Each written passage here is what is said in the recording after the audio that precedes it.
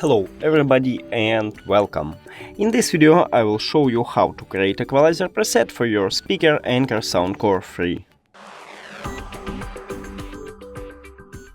You have to start by open Soundcore application, then click on the Equalizer line. Now go to Custom and right here choose the best one for you.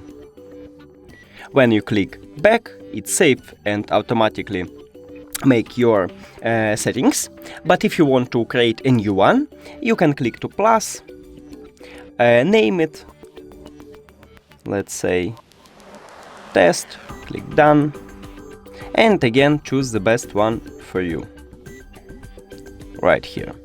Now you can also reset settings, just click on the reset button, and yes, same for the first one, custom.